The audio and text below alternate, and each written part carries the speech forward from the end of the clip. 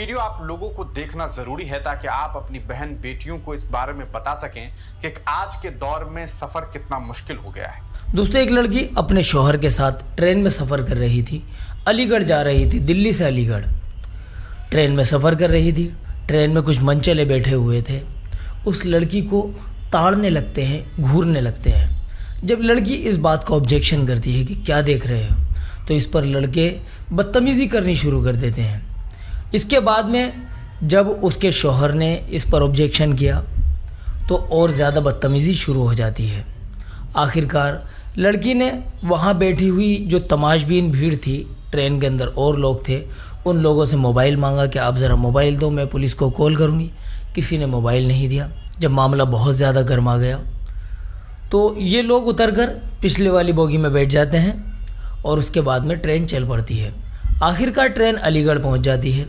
ये दोनों मियाँ बीवी, लड़की का नाम सुल्ताना, अपने शौहर के साथ में जो कि अलीगढ़ पहुंचने वाली थी, अलीगढ़ में उतरती है। इस लड़की को और इसके हस्बैंड को रिसीव करने के लिए इसके घर वाले रेलवे स्टेशन पर आ जाते हैं, प्लेटफॉर्म पर आ जाते हैं। इससे पहले कि वो लोग अपने घर के लिए रवाना हो पाते, वहाँ पर वही मनचले जो ट्रेन से उतर गए थे, अभी छेड़खानी कर रहे थे, वो जो पिछली बोगी में जाकर बैठ गए थे, वो उतरकर बाहर आते हैं और आकर इस सुल्ताना के साथ में बदसलूकी करनी शुरू कर देते हैं और सुल्ताना के शौहर को बहुत बुरी तरह से बेल्टों से मारते हैं। और जब इन लोगों ने ऑब्जेक्शन किया, पुलिस वगैरह वहाँ पहुँच गई, तो बजाय इसके कि उन मनचलों को पकड़कर उनको हिरासत में लिया जाता और जिस पीड़ित को अभी इन मनचलों ने अभी बुरी तरीके से बेल्टों से पीटा है, उसी पीड़ित को पुलिस हिरासत में ले लेती है और अपने साथ लेकर चली जाती है। आज के दौर में मुसलमान के लिए सफ़र करना बड़ा मुश्किल होता जा रहा है कि ट्रेन में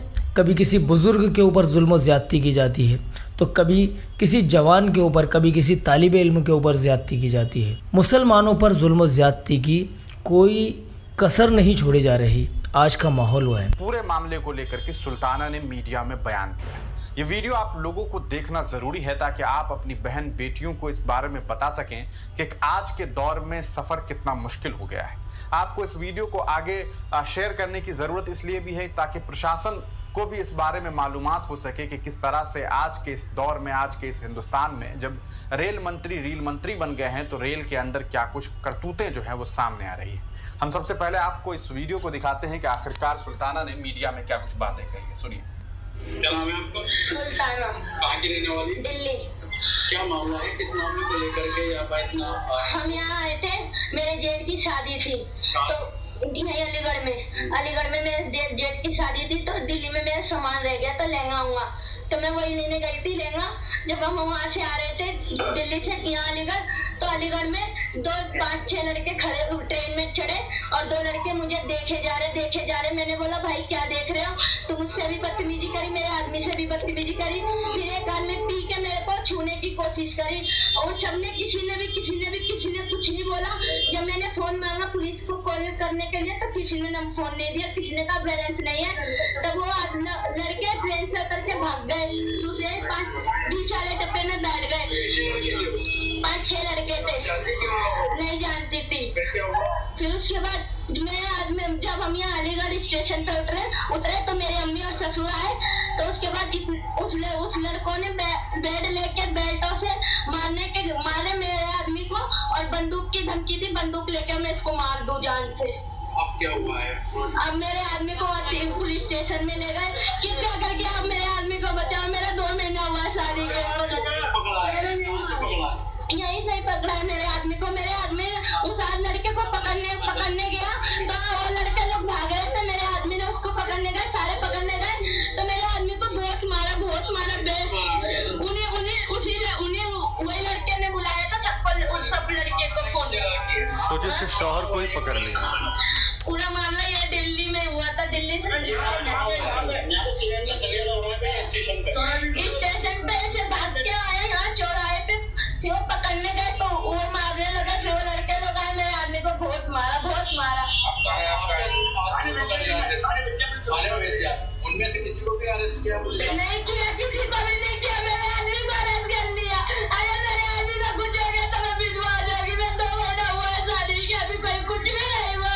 मेरे घर में अभी मेरी भाभी आई हुई है। नहीं मेरे आदमी प्लीज छोड़ो। दोस्तों बहुत ही ज़्यादा अफसोसनाक हादसा है कि अगर मुसलमान घर से बाहर निकलता है, उसके चेहरे पर दाढ़ी है, सर पर टोपी है, उसको आइडेंटिफाई कर लिया जाता है कि ये मुसलमान। मेरे आदमी को प्लीज छोड़ो। दोस्तों बहुत ही ज़्यादा अफसोसनाक हादसा है कि अगर मुसलमान घर से बाहर निकलता है, उसके चेहरे पर दाढ़ी है, सर पर टोपी है, उसको आइडेंटिफाई कर लिया जाता है कि ये मुसलमान है।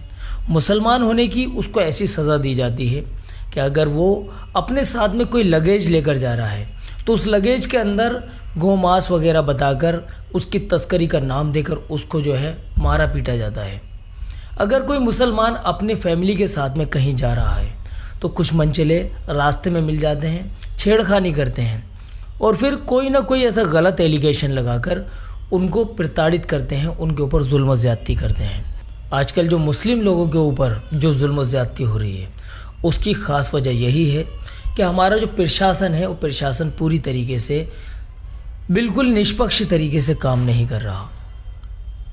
अगर प्रशासन ने सही को सही और गलत को गलत मान लिया तो जितने भी ये मनचले टाइप के लोग हैं, जितने भी ये दंगाई लोग हैं, जितने भी लोग ये हिंसक लोग हैं, अगर इन लोगों को इनके किए की सज़ा दी जाने लगी तो न जाने कितने ऐसे मनचले जो अभी नए नए पैदा हो रहे हैं उन लोगों के हौसले पस्त हो जाएंगे।